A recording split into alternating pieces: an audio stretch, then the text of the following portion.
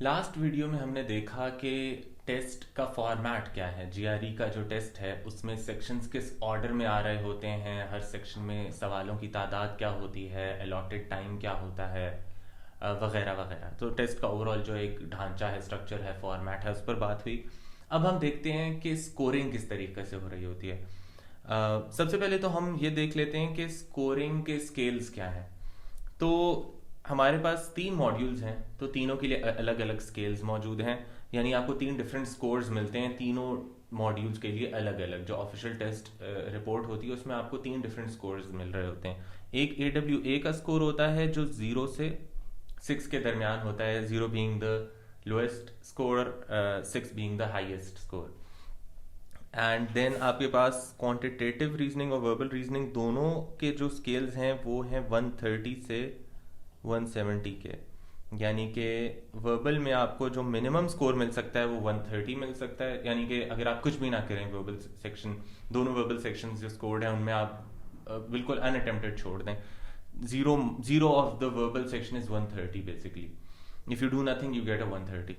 Similarly quantitative reasoning का या quant के जो मॉड्यूल है उसका स्केल भी 130 से 170 है कि अगर इफ यू डू नथिंग या if you get all questions wrong you get 130 and the highest marks of course are 170. So 170 is the perfect quantitative score, 170 is the perfect verbal score and 6 is the perfect AWA score. आमतौर पर casually verbal और quant के scores को मिलाकर एक cumulative 340 का score बना लिया जाता है। उसमें AWA को इग्नोर कर रहे होते हैं और अक्सर ऐसे बोला जाता है कि फलां के 340 में से इतने स्कोर आया है, 325 आया है, 317 आया है वगैरह। तो वो एक अनऑफिशियल तरीका या एक कैजुअल या एक इनफॉर्मल वे है of reporting the scores. Actually ये तीनों के स्कोर्स अलग-अलग टेस्ट की स्कोर रिपोर्ट पर लिखे होते हैं और अलग-अलग ही ट्रीट किए जा रहे होते हैं स्कोर्स।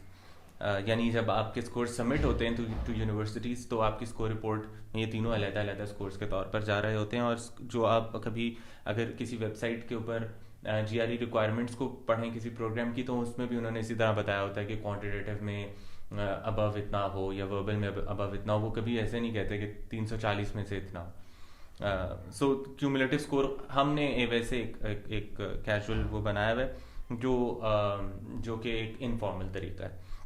सो ये तो हो गया स्केल ऑफ द स्कोर्स। अब अगली बात यह है कि स्कोरिंग हो कैसे रही है। तो स्कोरिंग जिस एल्गोरिथम के तहत हो रही है वो कहलाता है सेक्शन एडेप्टिव स्कोरिंग। यानी जो आपको स्कोर्स मिल रहे हैं उसमें एडेप्टेशन हो रही है सेक्शन बाय सेक्शन। अब इसका मतलब क्या है? एक लम्हे के लिए हम स्कोरिंग वाले पार्ट को भूल जाते हैं और हम सिंपली ये सोचते हैं कि section adaptive nature of the test होती क्या है। उसका ताल्लुक है सवालात की डिफ़िकल्टी के साथ और उसका ताल्लुक है एक सेक्शन, किसी भी मॉड्यूल के पहले सेक्शन की परफॉर्मेंस का दूसरे सेक्शन के ऊपर आने वाले सवालात के साथ। सो फॉर एग्जाम्पल, अच्छा AWA तो इससे आज़ाद इस तरीके से है क्योंकि AWA का तो सेक्शन ही एक है ना, तो उसमें एडेप्टेशन का मौका ही नहीं आता।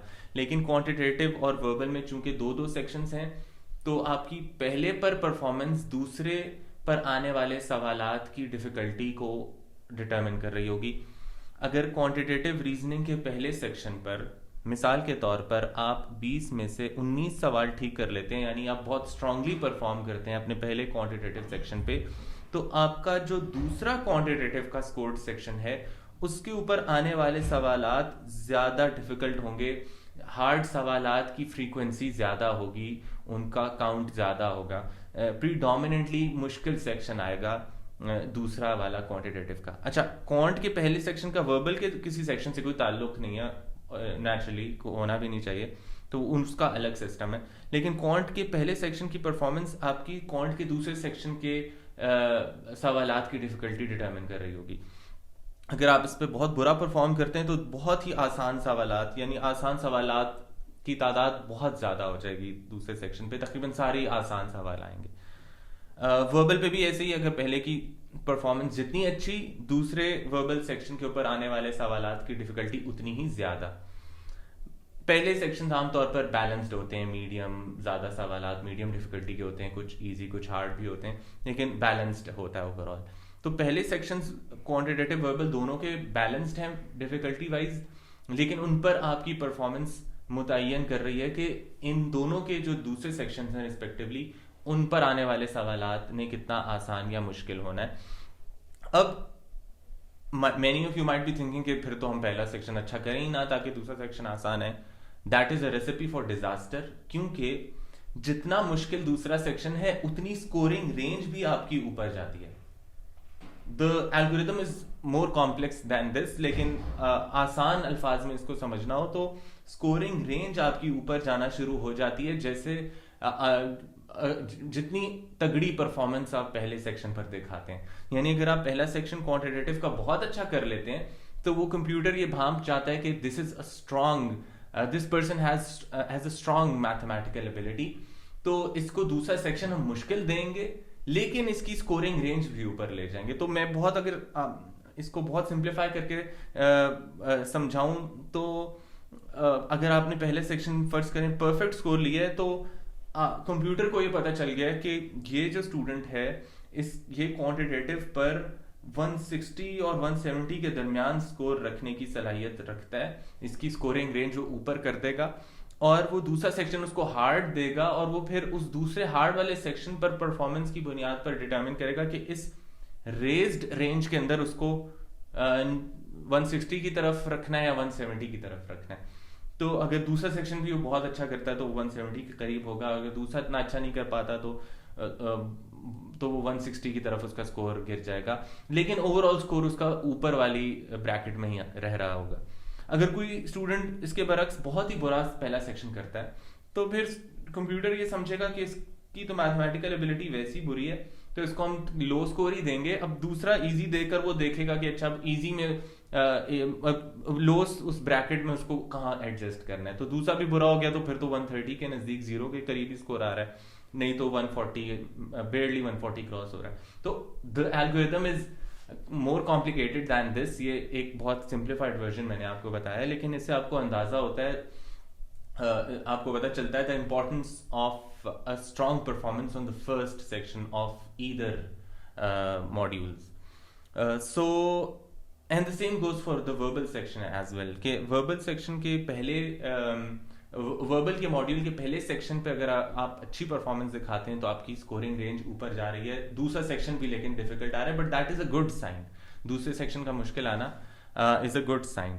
सो अब आप देख रहे हैं एडेप्टेशन हो रही है सेक्शन वाइज, कि पहले सेक्शन की परफॉर्मेंस डिटरमिन कर रही है दूसरे सेक्शन की के सवालात के डिफिकल्टी लेवल को। तो ये जो एडेप्टेशन हो रही है सेक्शन के हिसाब से हो रही है, क्वेश्चन बाय क्वेश्चन नहीं हो रही, यानी ये नहीं हो रहा कि पहले सवाल आपने ठीक किया तो अगला मुश्किल आ गया। एक सेक्शन के ऊपर अडेप्टेशन नहीं हो रही, एक सेक्शन की ओवरऑल परफॉर्मेंस की बुनियाद पर दूसरा अडेप्ट कर रहा है, तो इसीलिए इसको सेक्शन अडेप्टिव स्कोरिंग कहा जाता है कि आपकी डिफिकल्टी और आपकी स्कोरिंग रेंज पहले सेक्शन की ओवरऑल परफॉर्मेंस के हिसाब से अडेप्ट कर रही है। So this is how the GRE scores your quantitative and verbal sections. AWA का सेक्शन तो कंप्यूटर ने ग्रेड करना ही नहीं होता, ये तो ह्यूमन रीडर्स ने करना होता है, तो वो इसका इसलिए स्कोर भी फौरन आपको अपीयर नहीं होता, टेस्ट के फौरन बाद क्वांटिटेटिव और वर्बल का फौरन अपीयर कर जाता है।